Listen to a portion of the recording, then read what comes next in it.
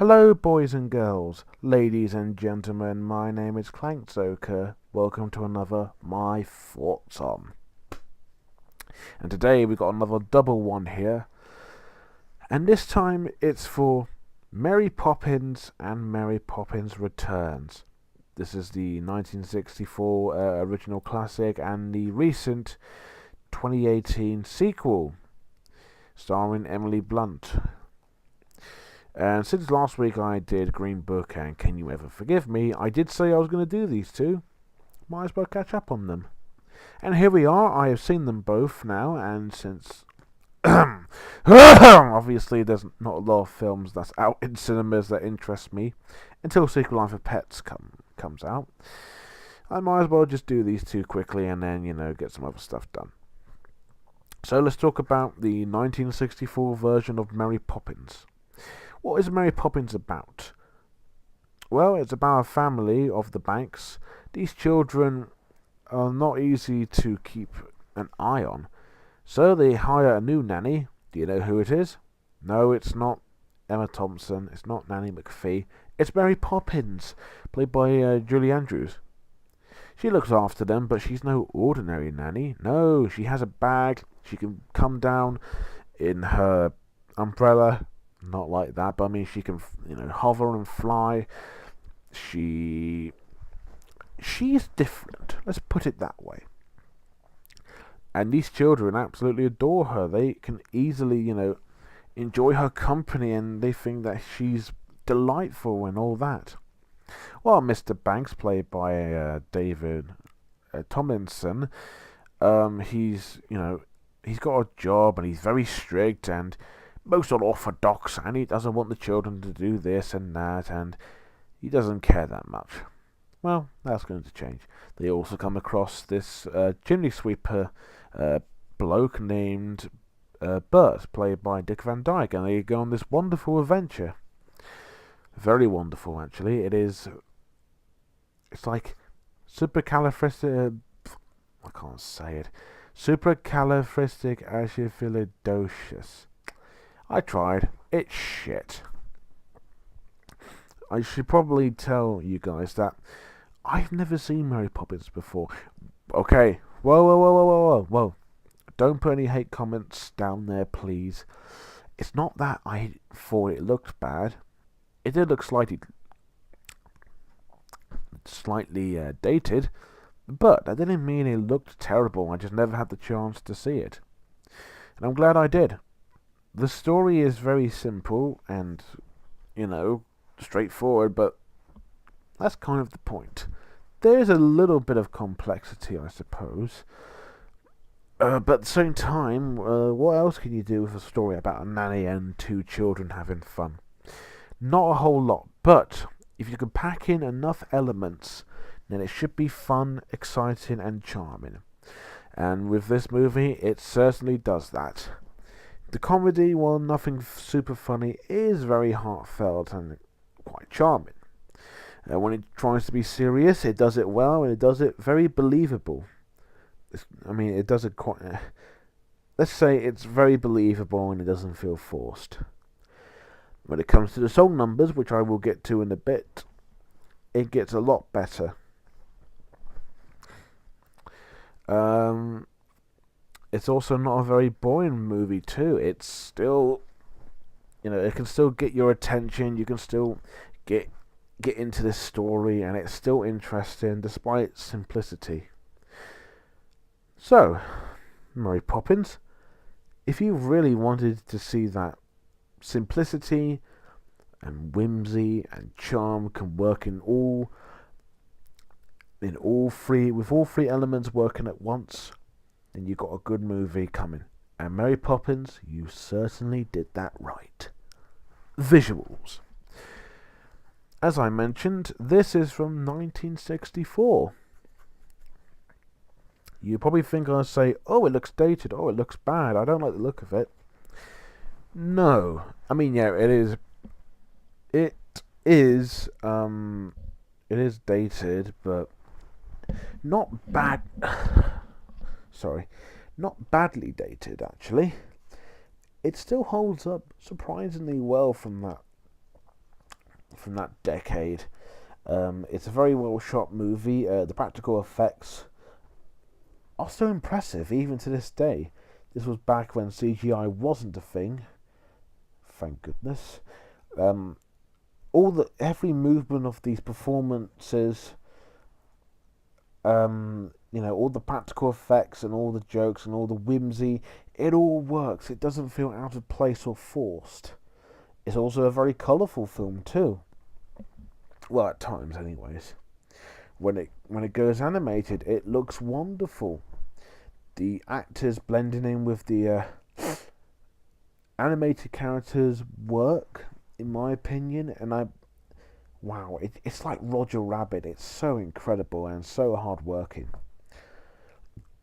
Despite being from 1964, I think the people who've done the visuals, the camera work, the animation, cinematography, they should be very proud of what they have achieved. Something magical, whimsical, visually appealing, and wonderful to look at. Well done, guys. Characters and acting. Mary Poppins is so delightful. She may be a bit, most unorthodox, and she can be a bit bossy, but she's very charming, very likable. She has very charming. She has a charming personality that I don't think. That I don't think anyone can beat. Well, we'll see about that with Emily Blunt. Okay. I really enjoy her in the film a lot, and I think she stands out. Although my personal favourite is actually Bert, who's so funny, so charming, so likeable, and very helpful. One of the best supporting characters you can ever imagine. He's not there for comedy, he actually does help these characters, and it works. The children are surprisingly good and enjoyable, relatable, funny, and cute. The parents are also there too. While Mr. Banks can be slightly douchey, he does get a bit better and better as the film goes on, and Mrs. Banks is, she's a loving mother and all that. There are other characters in the films, like Mr. Dorse from the bank. You got the two nurses or two cleaners, who are also quite funny too, but there's not a lot to them. The performances are fantastic.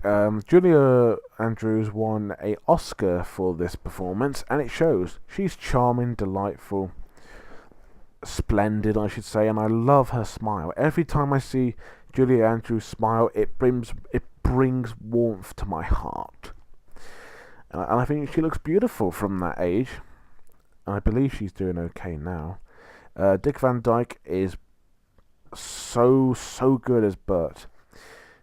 Granted, his Cockney accent did sound a bit off, but he stole the show. He was personally my favourite. He was so funny, delightful, whimsical, just so full of personality and wonderful. And the two children are not bad either, and everyone else, they've done great. So with simple and fun characters and some very delightful performances, now you feel like this whole thing is like, well, how do you put it? Supercalifragilisticexpialidocious. I tried. Still failed. On a side note, the songs are absolutely wonderful. The song that goes supercali, I can't say it because the name is very complicated, and heck, even all the rest of these songs are wonderful. There's not one that I thought was bad. All of them were perfect, and they fit into the story very well. What can I say? Despite not seeing it before, and this is my first time, Mary Poppins is a classic. A simple yet charming story, nice and beautiful visuals, very well done by by an amazing crew who put effort into it. Likeable and whimsical characters, wonderful performances, and lovely songs, along with beautiful music. If you haven't seen it, where have you been? Go check it out. It is an absolute delight. In a way like Paddington is, only this one is, in a way, timeless. Um, what was I gonna say? If you've got family or whatnot, or grandparents too, show them this movie. This movie will absolutely delight them. I will give this movie 10 out of 10, no problems at all. So yeah, if you got nothing to watch, watch this good classic. So, that's Mary Poppins out of the way. Now on to Mary... Let's try that again. Mary Poppins Returns. Okay, Mary Poppins Returns is the sequel to Mary Poppins. This film was released probably about 29 years ago after the original. I don't mean that in movie time, I mean in general. So, Michael and Jane Banks, played by Ben Whishaw, and I forgot her name, Emily something from Blunter from, she was in Cars 2 as Holly Shiftwell. I forgot her name. Anyways, the two children from the first movie are older and they've grown up. The parents have died, obviously. Now Michael's got children and his wife has passed away. Oh dear. And they're going to lose their home to the bank. Where have I heard that before? You know who they need? Mary Poppins. This time played by Emily Blunt. And instead of Bert, there's Jack, played by Lin-Manuel Miranda. And they go on this colourful, wonderful adventure to try and stop Colin Farrell's character from taking their house. Yeah, haven't we just been through this on the first movie? Okay, the biggest problem with the movie is that it's harmless. What do I mean by that? I mean, there's something that you should know, like, in terms of kids' movies, there's nothing wrong with simplicity. There's nothing wrong with simplicity, charm, and simpleness. Did I say simpleness? If I did, then whoops. But harmless movies is okay, as long as you can enjoy what you're watching. With this movie, as much as I was not bored by it at all, this was getting into like Nanny McPhee levels of similarities. Heck, this is similar to Christopher Robin, which was released a few months just before this movie. How weird is that? Not that there's nothing wrong with similarities, but this movie is a little too similar, except without a flying nanny. You got a talking Winnie the Pooh bear voiced by Jim Cummings and Christopher Robin. I know, not many people will notice that, but that's the thing. It feels far too similar, and in a way, kind of the same, if you think about it. Anyways, there are lots of movies I've seen for kids. This one's probably the most harmless one. I know I've been ranted about it, but the movies, you know, I know it's for families, and I know it's rated U, which is obvious. The movie was a little too, I don't know, a little too out of its world, and I understand the whole magic and how it all works, but I don't know, it doesn't quite feel the same like the original. There is humor in the movie, but it's very, very, very, very, very, very, very, very, very, very kid-friendly. There's no adult jokes in the movie. It's very, like I said, it's so harmless. There are like a few funny moments, including Jack and Mary Poppins and some other characters. But that's not because of its affection or how it's affecting me, since this is not my target audience. However, it was funny because of how delightful it was, and this movie certainly does a great job of bringing you into this world once again, even if it's not quite the same. And I'll give it this. With the first movie's emotion, it feels genuine. Here, it feels even more genuine, even if the music makes it obvious. And it shows that Mary still has care for these people, even if she's just posh and, she's always like tip-top and all that. This movie has song numbers which I will get to. I will get to later. That's going to be the fun part. We'll try it. Yeah, I don't think this movie is going to be better than the original in a way, but even if it's writing and predictability and just harmlessness makes it just average at best, it's still a pleasant and enjoyable experience. Visuals. Now, if there's one thing that this film did better than the original, it's easily the visuals. Nothing wrong with the original movie's visuals, but as well made as it was, it hasn't really dated all that well. This movie has improved on that a lot. It's colourful, it's well shot, it looks nice. The costumes are brilliant and well designed. When they go into this animated world around a vase, or was it a mug, jug, whatever. That's why I thought the movie got better. It reminded me of classic Disney in a fantastic way. It's very well shot as well. The CGI is actually not bad at all. It's very well done. The effects, as little as there are, is amazing. And the performers for some of these song numbers, especially the one that involves Jack, the lamplighter, is amazing. I can tell you there is effort in the movie. Maybe not quite as much as the original, but maybe on par. Either way, it is still quite impressive. It is still quite impressive and amazing to look at. I'm glad Mary Poppins Returns did a good job with that. Characters and acting. We've got a whole bunch of characters here. We've got Michael and Jane Banks, who have now grown up. They are... Michael's got a job at the bank, obviously. And, excuse me, even though in the movie I actually didn't mind him in, first movie. Here, you know where it's going. He's a father that's struggling with work and he hasn't got time for his kids and he's very strict. Yeah, I thought he was a bit unlikable. But even though I didn't hate him because you know what was going to happen. In fact, it was kind of like the first movie with George Banks, in a way. Jane is more optimistic, and I'd probably say Michael is more of a pessimistic.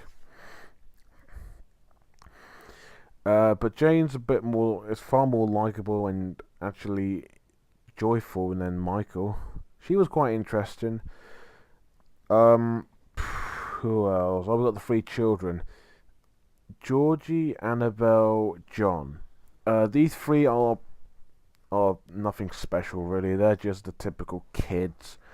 Pretty similar to the young version of Michael and Jane in a way. Hey, look, I rhymed. Then you got Jack, the light lamper, who's I think Bert's assistant. Bert was doing the chimneys, wasn't he? But Jack does the light lamps. Or the lamp lights, whatever. He's probably my favourite character here, not just because he's similar to Bert, but he's very likeable, cheery, and once again, he is a very helpful character. I love these supporting characters, they're very good. And he's super enjoyable, I really enjoyed him. And of course, we can't forget Mary Poppins. She is just as good as she was in the first movie, and not much has changed. Apart from her design, of course. I really enjoy her a lot. I think she is absolutely delightful and endearing, and I think she's great. And just before you go off somewhere, yes, this movie does have a villain. Technically, the first movie did, but it felt natural. It made sense, and in a way, it's kind of the point, really. Here, this one is just a really goofy British, most unorthodox villain. And this villain, I think his name is William Weatherall Wilkins, played by Colin Farrell. He's basically just a very typical British antagonist. Not much to him. And then there's Mary's cousin Topsy, played by Meryl Streep, who helps them with something. And then there's this very bizarre musical number, which I will get to in a minute. The acting in the movie is absolutely delightful. Mary Poppins, played by Emily Blunt, perfect choice. She is no Julia Andrews, but I think she does an amazing job. Lin-Manuel Miranda, I hope that's how you pronounce his name, is a lot of fun as Jack. I'll give him this. His Cockney accent is better than Dick Van Dyke's, and I have nothing against his, but he does it a little better. And I can actually understand what he's saying. I just so enjoy his performance. He's so funny and delightful, and I can see why they brought him on board. Heck, his singing is great too. Not to mention Emily Blunt's singing is beautiful. Colin Farrell, whether he's in a bad movie, playing a bad character that has weak writing or not, he's an absolute delight. Even if he's not in the film for very long, he's in it for about probably 10 minutes. He's very devious, he's very I wouldn't say likeable, but charming in a way, because he's British. He's probably my favourite performance in the movie, but I actually like Lynn's performance. Who else? Oh, I forgot. There's the what's her name? She's played by Julie Walters. She's really funny too. I like Julie Walters. She's absolute delight. She's basically Mrs. Bird from Paddington. Speaking of Paddington, Ben Whishaw and Emily Blunt, they're both very fun in the movie. I think they're delightful, funny. They seem to fit the personalities of Michael and Jane, which is good. I think, I'm trying to go back, I think Julie Walters' character is a caretaker or a cleaner, and she's also another great supporting character, but Jack's better in my opinion. As for the kids, Annabelle, John, Georgie, they're actually alright. They're basically just the typical kids that you would see in any other British movie. I don't know, Nanny McPhee. They're alright, they're not too bad. I think they do a decent job at best. So these characters are fun and endearing, but are not a whole lot to them. Although the performances definitely help their characters stand out, it is certainly one adventure that may seem possible, but also it could be the impossible. I don't know. On a side note, here we go. The songs in the movie are fantastic. I would say they are better than the first movie. Whoa. It's just my opinion, alright? There's when the... I've got to try and remember these names because they're not as memorable. There's one in the animated world called Don't Judge a Book by its cover, or book cover or whatever. Then there's that one that got nominated for an Oscar, which is Where Lost Things Go, which is very beautiful, and Emily Blunt sings it very beautifully. All the songs are memorable. I absolutely love them. There's the only one that's not quite as great is that Meryl Streep song, which was a bit weird. Yeah, maybe not as great as not as timeless and original as the first movie, but a perfectly enjoyable sequel that I'm glad I saw. I didn't see this in cinemas, I kind of wish I did. Mary Poppins Returns is not a perfect movie or captures what makes the original special, but it's still a pleasant, colourful, and a super enjoyable family film. It's got wonderful performances, great singing, fantastic songs, beautiful visuals, a simple yet charming story, and just a really good time. Sure, if the story is a bit simple, some characters are a bit weak and pathetic, I suppose. And even if the visuals are not quite as impressive than the first, although they look better, but and some of the acting is just fine. I do recommend it. If you like the first Mary Poppins, you might like this one. I'm not sure. I'll give it a 9. 8.9 out of 10. Ignore that. This movie is not that close. So if you like the first Mary Poppins, you'll probably like this one. Me, I quite liked it. The original's better, but hey, what can you do? So there we go. That is Mary Poppins and Mary Poppins Returns. Next week, 2 Illumination movies. First one will be Sing, and then obviously the second one will be Secret Life of Pets. So look out for them. Okay. Thank you guys for watching. Let me know what you think of both of these films. I am quite curious. And, if you haven't already, go to my question time video and put a question in the comments. Because there has been a couple from like DJ Electrical and then Ben Hunt. But if you have any more, put them down there. That'll be much appreciated. Oh, and thank you for all the views on that snowball wrapping video from Secret Life of Pets 2. That was from Graham Norton. Thank you a lot. Thanks a lot. That did really help. Anyways, thank you guys for watching. Don't forget to like, comment, and most importantly, subscribe. Until next time, Spitspot. Mary Poppins is off again. Bye for now.